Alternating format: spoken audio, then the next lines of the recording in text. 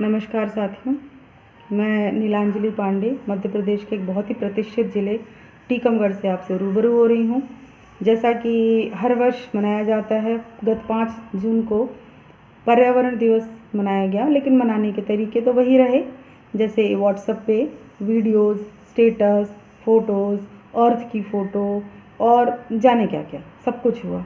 लेकिन मेरा सवाल यही है कि क्या ऐसा कर लेने मात्र से हम पर्यावरण के प्रति हम अपना आभार चुका रहे हैं? नहीं, हम इस प्रकृति के, पर्यावरण के इतने ऋणी हैं, अपना पूरा जीवन भी दे दें तो हम इनके अंश मात्र भी इनका ऋण नहीं चुका सकते।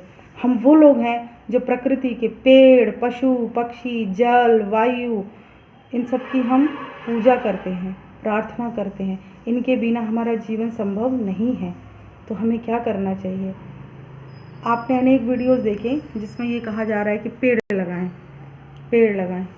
तो मेरा बस इतना ही कहना है कि जब हम ये कह रहे हैं कि हमें पेड़ लगाना है, तो हम कर क्यों नहीं रहे? क्यों नहीं हम एक पेड़ लगा रहे हैं?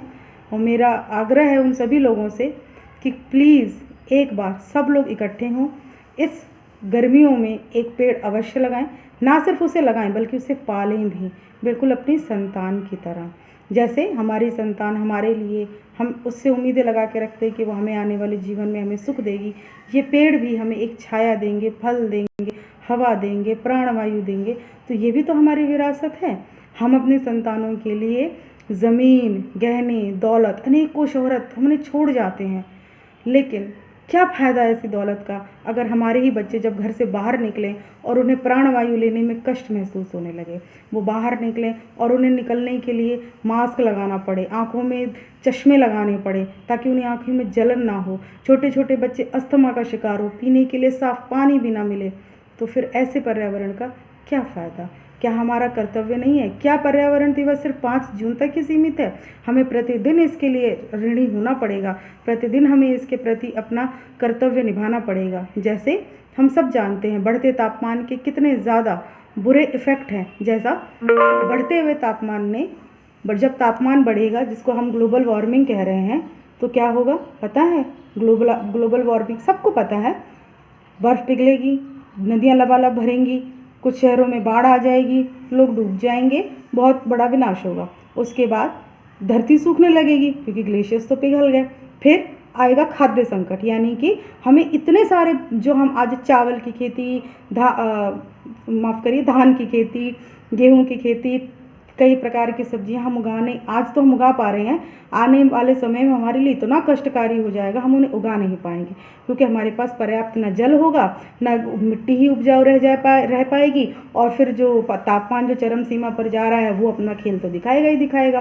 तो ऐसे में हमें क्या करना है? पेड़ तो लगाने ही हैं, जल भी बचाना है, विद्युत भी बचाना है। जी हाँ, क्यों? 1 वॉट बल्ब जलाने के लिए 10 ग्राम कोयले की ज़रूरत पड़ती है। जो बल्ब जलता है उसको जलाने के लिए 10 ग्राम कोयला की ज़रूरत पड़ती है। तो ये कोयला आप सब जानते हैं, यह तो एक प्राकृतिक रिसोर्स है जो कि नॉन रिन्यूएबल है। फिर इतना कोयला कहाँ से लाएंगे? अब आप कहोगे कि भाई सोलर पैनल तो है, हम उससे लगा लेंगे। लेकिन सोलर पैनल की भी एक सीमित है, उससे भी रेडिएशंस निकलते हैं। कमाल की बात है, उससे भी रेडिएशंस निकलते हैं और वो रेडिएशंस भी हमारे वातावरण में कहीं ना कहीं वो अपना इफ़ेक्ट ज़रूर छोड़ते हैं, क्योंकि सोलर पैनल जिस चीज़ से बनते हैं उनमें से रेडिएशंस फैलते हैं। ये भी साइंटिफिकली अभी ये प्रूफ हो चुका है।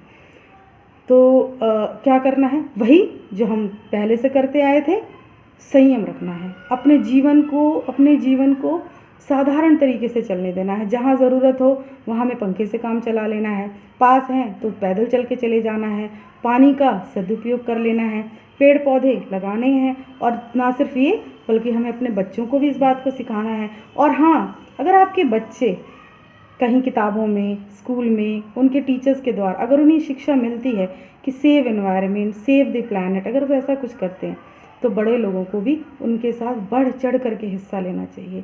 याद रखिए, आप चाहे कितनी भी शोहरत छोड़ जाएं बच्चों के लिए, लेकिन अगर आप एक अच्छा वातावरण नहीं छोड़ सकते तो ये शोहरत, ये दौलत किसी काम की नहीं। जैसे मान लीजिए कि आज से कई दशक पहले कानपुर, यमुना किनारे, आगरा, दिल्ली, ये सब जब विकसित हो रहे थे तो यहाँ अनेकों फैक्ट्रीज़ लगीं, तब लोगों ने इतना ध्यान नहीं दिया। आज की कंडीशन ये है कि वहाँ उन शहरों में सांस लेना मुश्किल है, वहाँ का पानी पीने लायक नहीं है, पानी और जो सीवरेज वाटर है उसमें ज़्यादा फ़र्क नहीं रहता है। लोग गाड़ियों में पानी भर भर के आता है और लोग लाइन लगा कर के खड़े रहते हैं। हमारा देश ऐसा देश है जहाँ पता नहीं कितनी नदियाँ बह रही हैं, हज़ारों नदियाँ बह रही हैं हमारे देश में, और सोचिए यहाँ ये हालत है। दक्षिण भारत जहाँ कभी लू नहीं चला करती थी, वो भी लू की चपेट में आ गया है। नदियाँ सूख रही हैं, ग्लेशियर पिघल रहे हैं, पर्यावरण दूषित हो रहा है, तापमान बढ़ रहा है, ग्लोबल वार्मिंग अपना दस्तक दे चुकी है। कृपया इस पर ध्यान दें। सिर्फ वीडियोज़, फ़ोटोज़ ये शेयर ना करें, एक सार्थक कदम उठाएं।